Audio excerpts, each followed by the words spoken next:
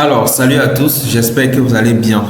Ici, très rapidement, je vais partager avec vous des outils essentiels que nous devions utiliser. Avec le temps, quand on va évoluer, il y aura certains outils que je vais vous présenter, mais actuellement, il y a ces outils-ci, ces sites que nous devions parcourir, nous devons nous familiariser, donc nous devons nous familiariser afin de pouvoir développer notre créativité.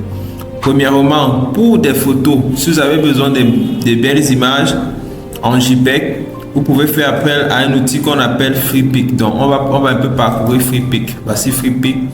Quand vous entrez dans FreePic, vous tapez freepic.com, fr.freepic.com, vous allez tomber sur cette page. À ce niveau, vous verrez en fait les produits de FreePic. Mais vous savez, chaque outil a sa spécialité. Donc FreePic, c'est beaucoup plus pour des images et même certains projets en PSD, mais on ne conseille pas les designers, on ne nous conseille pas nous les photographes, nous les monteurs, toucheurs photo, de pouvoir utiliser des fichiers, télécharger des fichiers en PSD. Pourquoi? Parce que travailler dans un projet déjà conçu de quelqu'un d'autre, cela baisse notre créativité. Donc, au niveau d'image, ici, nous pouvons peut-être taper jeune africain, un truc comme ça, par exemple. C'est juste un exemple. Hein. Donc, ça, c'est un outil que FreePic est un grand outil qui va ici vous faciliter la tâche. Donc, ici, vous trouvez des images, des très très belles images, très belles images gratuitement. Donc, quand vous arrivez ici, par exemple, vous téléchargez cette image aussi, d'accord? Voilà, vous la téléchargez tout simplement. Voilà. Okay. Donc, là, c'est comme ça que se présente notre interface sur FreePic. Donc, ici, vous avez des images qui vont vous aider qui vont vous permettre de pouvoir faire vos montages ou bien réaliser certains projets. Et même quand je vais donner les devoirs, vous pouvez également venir ici pour chercher des images afin de faire des simulations. On revient. Deuxièmement, vous avez l'application comme l'outil, autant pour moi, qui est Pixel. Je pense que certaines personnes ont déjà entendu parler de Pixel. Pixel est un outil qui est essentiel, surtout pour nous, parce que ici on retrouve des images comme des images de paysages. Voilà, donc des images de paysages qui vont nous aider même pour des montages. On peut trouver beaucoup d'images. Peut-être taper ici là. Tapons un peu Paris, d'accord. Voilà. Tapons un peu Paris background. Voilà, vous voyez, voici Paris ici. Donc on a la possibilité même de faire des montages avec la Tour Eiffel et tout ce qui va avec. Voilà. Ok, donc voilà en fait l'importance de cet outil qu'on appelle Pixel. Pixel est un très grand outil qu'on utilise fréquemment et vous pouvez également, même sur Pixel, pour ceux qui font dans le montage vidéo, d'avoir des petites vidéos de quelques secondes. Oui, mais nous on est spécialisé sur le montage photo. Donc le reste là, ça ne nous intéresse pas encore. Et troisièmement, vous avez l'application comme Napi. Donc, Napi.co, c'est une application, bon, je vais dire plutôt site, voilà, parce que sur PC, on va plutôt dire site. Donc, je ne sais pas si c'est disponible en application, mais disons plutôt site. Donc, ici, c'est un site ici où vous allez retrouver des images afro. Des images afro. Donc, différemment de FreePic où on trouve plusieurs images et même celles des blancs, ici c'est un site qui est spécialement dédié pour des Africains. Oui, donc si vous avez des projets pour Africains et tout, peut-être vous avez besoin des images, vous avez besoin d'une personne au bureau, un Africain en train de travailler au bureau et tout ça, c'est ici. Donc, vous venez à napi.co, puis vous allez retrouver ces images. Donc, vous pouvez tout simplement cliquer, allez sur la barre de recherche et puis vous recherchez l'image que vous souhaitez obtenir. Et par la suite, nous avons l'outil qu'on appelle OnPlace. OnPlace ici là, c'est un très grand outil Donc, je vous laisse le soin d'observer. OnPlace ici est un très très grand outil. Quand vous faites ceux qui font souvent des montages photos, même pour restaurants, vous pouvez trouver vraiment de très belles images ici là qui peuvent vous inspirer pour vos fonds, pour vos photos drop. Et nous avons aussi également nous avons des belles images. Nous avons beaucoup d'images ici. Donc c'est à vous de vous épanouir en utilisant ces outils-ci.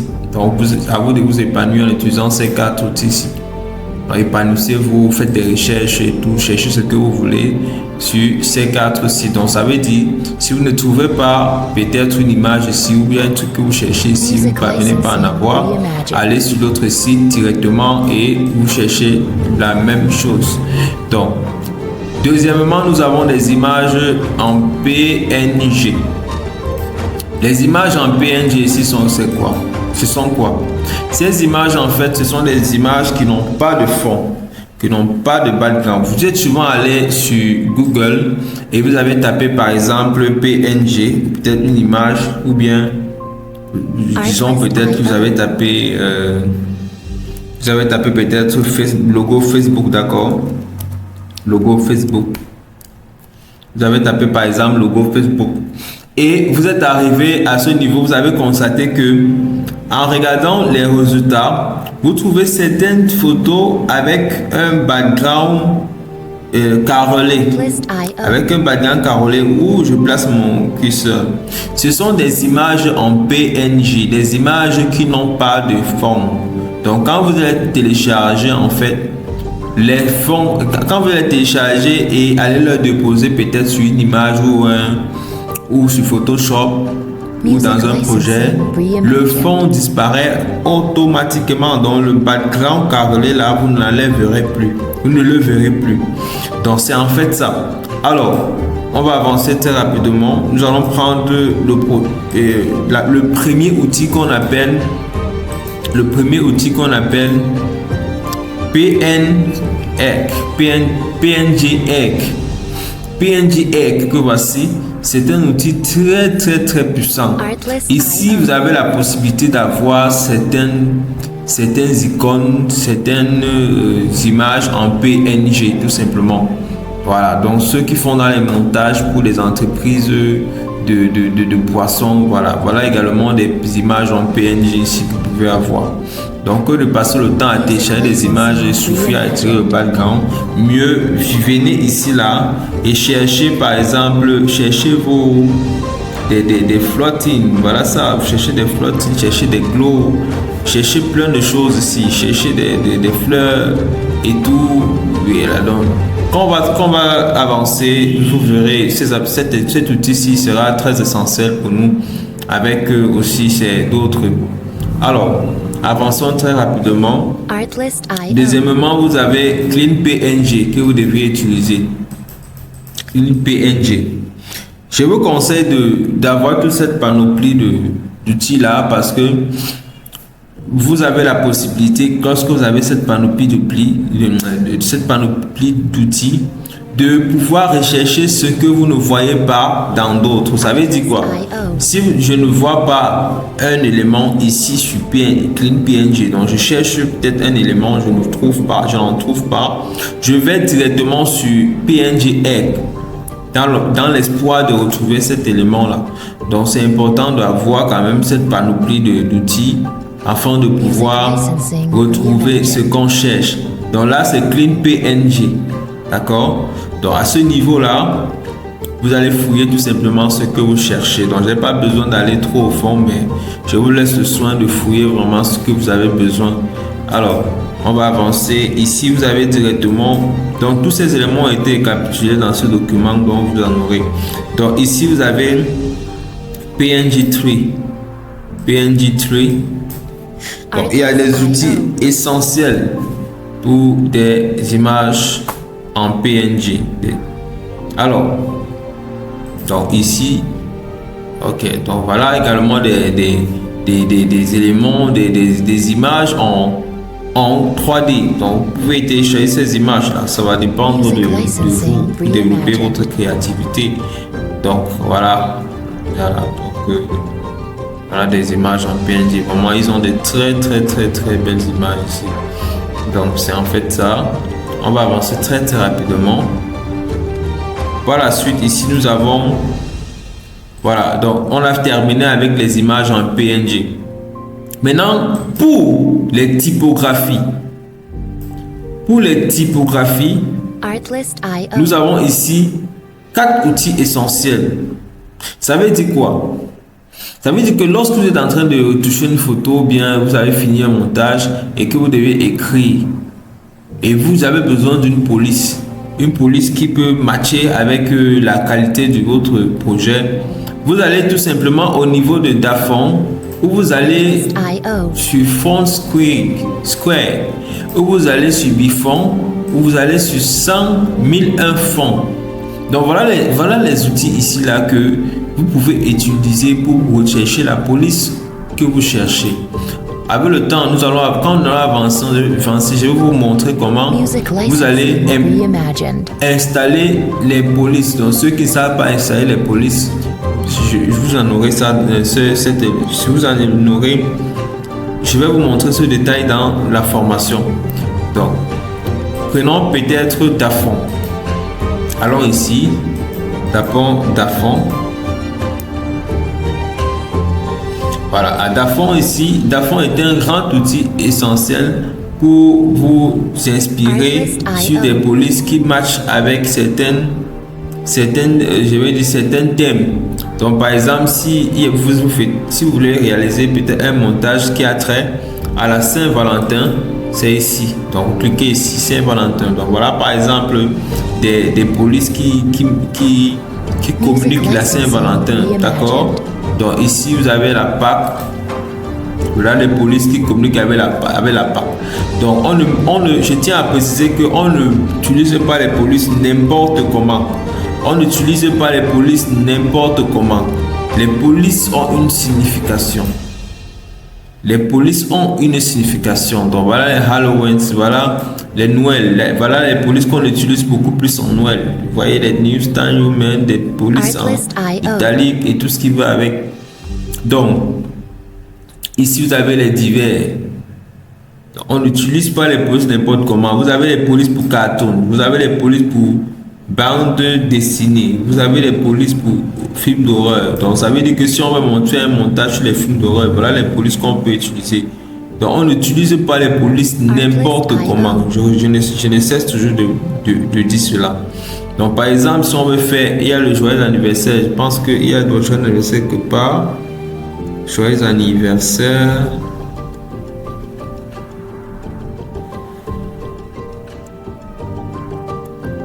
Bon, on va en trouver. On revient ici. Revenons. Nous sommes au niveau de typographie, d'accord?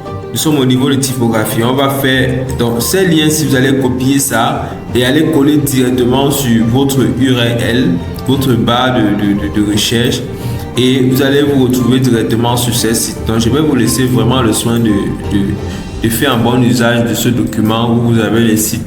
Les liens des outils essentiels pour la recherche des fonds. Bon, ici, nous allons aller sur 1001 fonds. Voilà, ici, voilà, vous avez des fonds, vous avez beaucoup de fonds là que vous allez pouvoir télécharger. Donc, on va arriver sur le module des polices. Vous verrez comment enregistrer ces polices là directement sur Photoshop. Maintenant, après la typographie, nous allons attaquer directement avec les couleurs et background. Il y a plusieurs sites qui nous inspirent, qui inspirent les monteurs, les designers à pouvoir trouver les couleurs qui matchent bien. Je dis bien les couleurs qui matchent bien avec les vêtements ou bien les couleurs qui matchent bien avec le projet ou le logo. Donc, que ce soit un projet ou bien un logo que vous devez créer, tout ce que vous allez faire, les couleurs sont les premiers éléments les plus essentiels quand vous voulez créer un projet. Donc quand vous voulez réaliser un projet, vous devez d'abord travailler les couleurs. Donc on va prendre un site comme Color. Vous voyez Color. Artlist.io.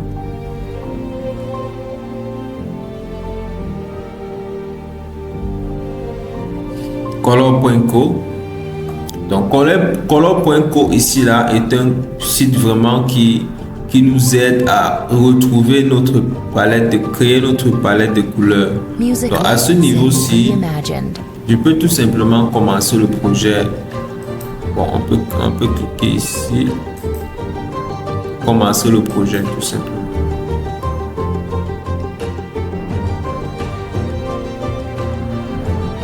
Super.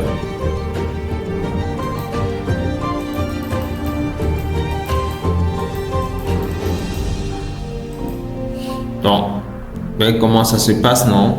Comment ça se passe? Alors, ici, on a plusieurs couleurs.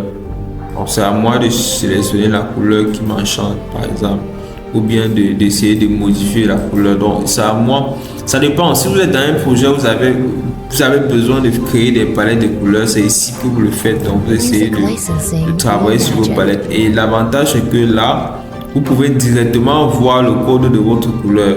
Vous pouvez voir le code de votre couleur. Regardez le code. D'accord? Donc, quand on vous dit par exemple que la couleur verte, ce n'est pas couleur verte comme ça. La couleur verte est associée à un code.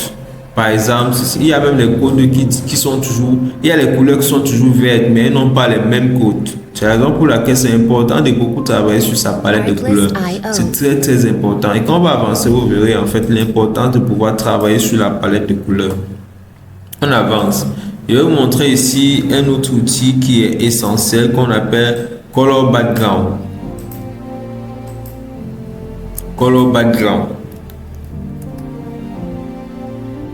Voilà, voici Color Background. Donc, voilà également un autre outil qui peut vous aider à développer votre créativité. Donc, ça va vous aller très très vite.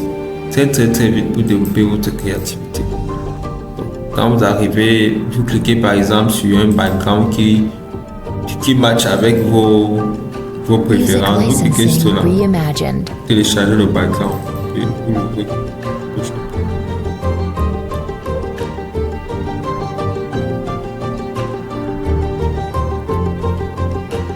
Donc voici le background que vous avez téléchargé. Vous pouvez directement l'insérer sur Photoshop et faire vos travaux.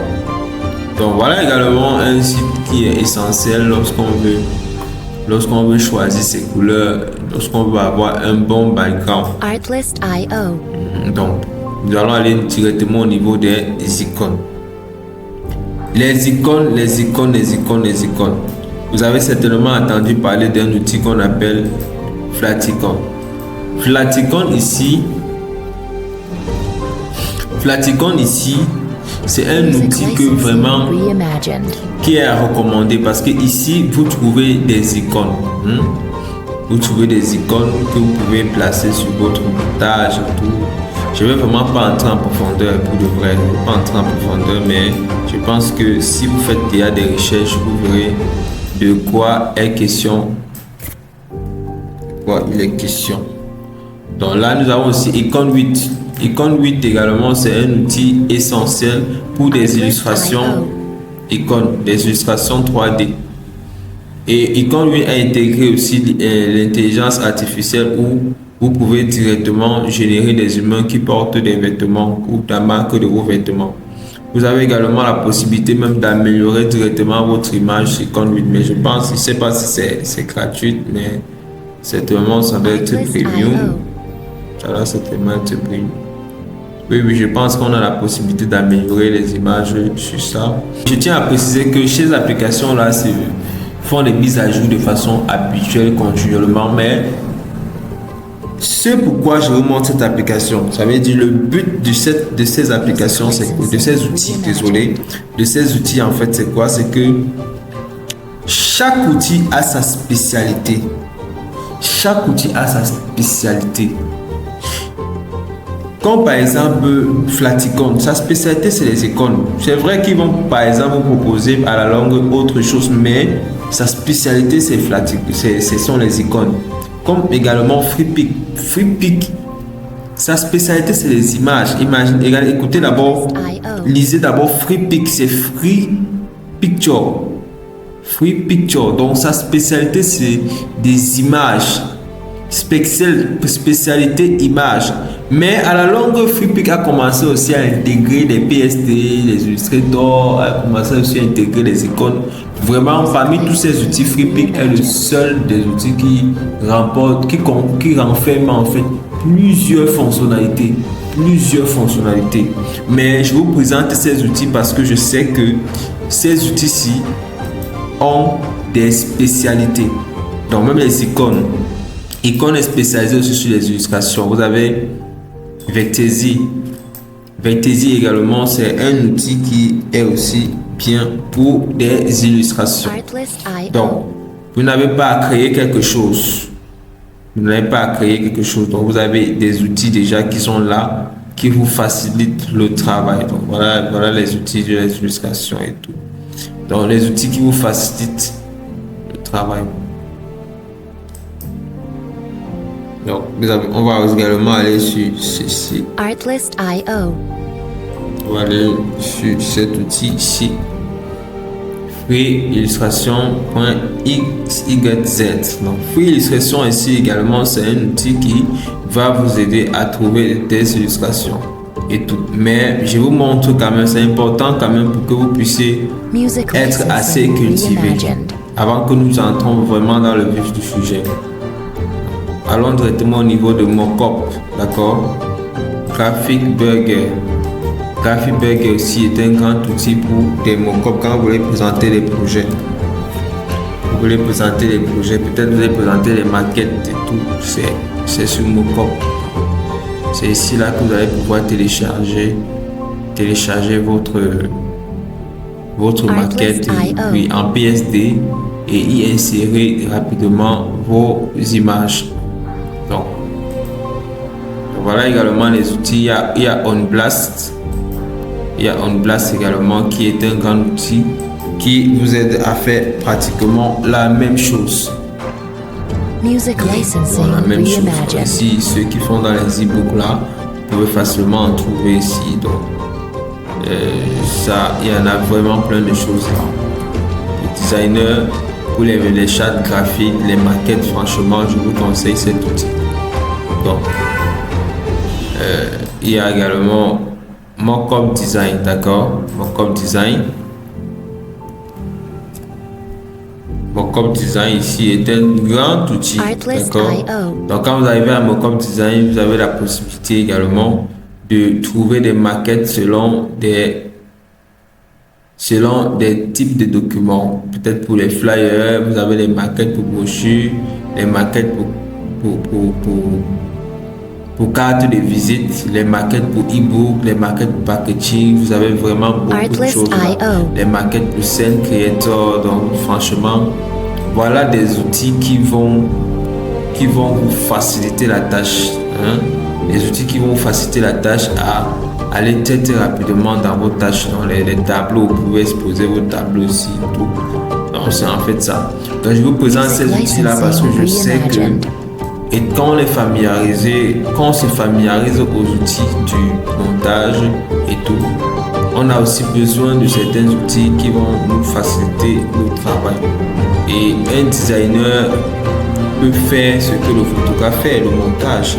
Le designer, même un photographe peut faire le montage aussi du designer. Donc bref, nous sommes tous des designers et nous avons vraiment besoin de nous familiariser à ces outils.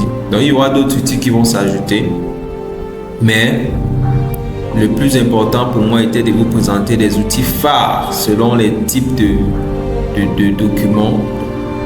Donc, selon les types de documents comme les photos, comme la typographie, les couleurs, les icônes, les illustrations, les mock-ups. Donc, vous pouvez également les trouver tous dans ce document et les parcourir selon vos objectifs. Alors, on a terminé avec cette petite vidéo, ce petit chapitre, et nous allons passer rapidement à Artlist.io. la pratique. Nous allons passer rapidement à la pratique. Oui. Donc, retrouvons-nous à la prochaine vidéo et portez-vous bien. Ciao, c'était William Camille.